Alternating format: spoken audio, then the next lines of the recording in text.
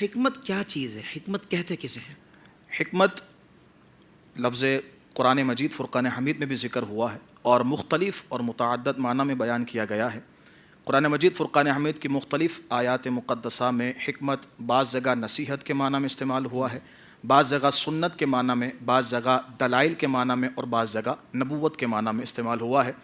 علامہ آلوسی رحمۃ اللہ تعالیٰ علیہ آپ ارشاد فرماتے ہیں کہ حضرت عبداللہ بن عباس رضی اللہ تعالیٰ عنہما آپ ارشاد فرماتے ہیں کہ حکمت عقل، فہم اور ذہانت کو کہا جاتا ہے۔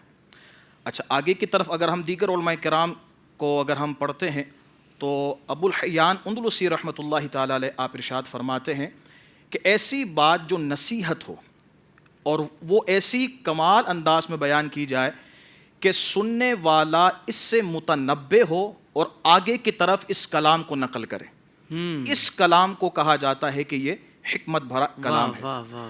اچھا، پھر ہم اور مزید غور کرتے ہیں تو علماء کرام اس بارے میں مزید اس کی پیچیدگیوں کو کھولتے اور مزید اس کو واضح بیان کرتے ہیں۔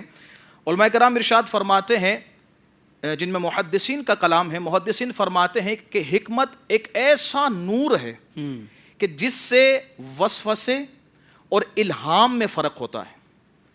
جسے حکمت نہ ملی ہو اسے وسوسہ بھی آتا ہے تو وہ الہام ہی سمجھتا ہے، اور بعض تو ایسے ہیں کہ جو وسوسوں کو ہی وہی سمجھ لیتے العیاذ باللہ تعالی، اور پھر یہیں سے دروازہ نبوت جو ایک ختم نبوت کی توہین ہوتی ہے وہ یہیں سے ہوتی ہے کہ حکمت ہے نہیں اور وسوسے کو وہ وہی سمجھ چکے ہیں۔ تو یہ حکمت ہے کہ جو ایسا نور ہے کہ جو الہام اور وسوسے میں فرق کو پیدا کرتا ہے۔ کیا کہنے، واہ واہ۔ اچھا، پھر صوفیہ کرام بھی یہاں پر ایک خوبصورت بات ارشاد فرماتے ہیں۔ صوفیہ کرام فرماتے ہیں کہ حکمت ایک ایسا نور ہے جو شیطان اور نفس کی معرفت دلاتا ہے، یعنی شیطان اور نفس کی جو آفات ہیں اس کی معرفت جس سے ملتی ہے اسے حکمت کہا جاتا ہے۔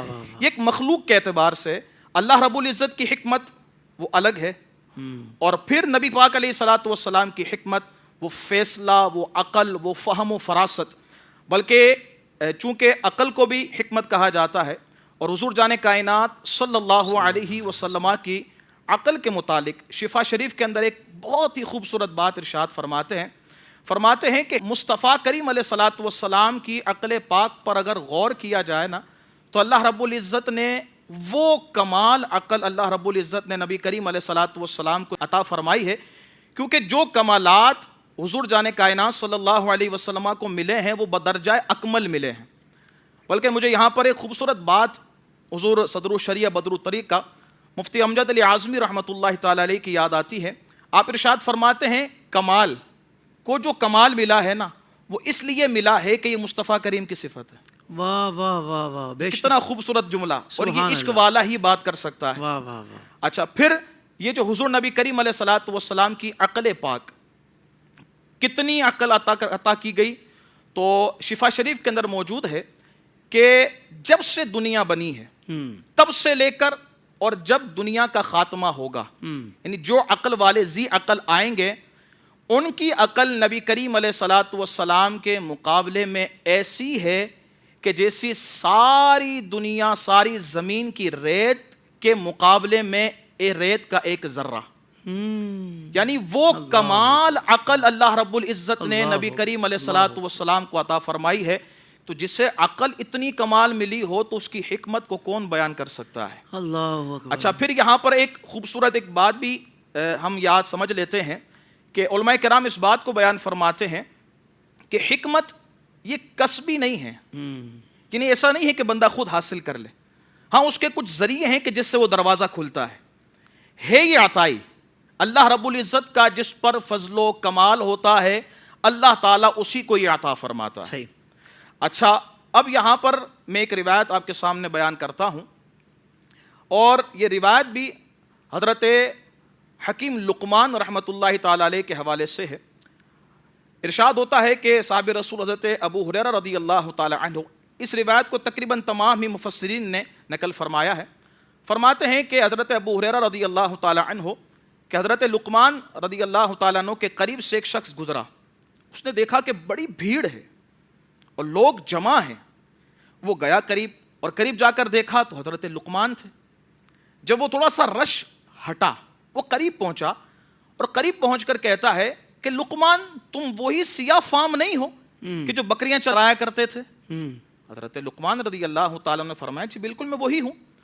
تو کہا پھر یہ عقل، یہ دانائی، یہ حکمت وری باتیں آپ کیسے کر رہے ہو؟ اللہ اکبر. تو اب جو یہ باتیں بتائی ہے نا وہ باتیں ہیں کہ جس پر عمل کرنے سے وہ دروازہ کھلتا ہے. کیا فرماتے ہیں کہ سب سے پہلی بات کہ میں نے ہمیشہ سچ بولا ہے. سبحان اللہ سبحان اللہ.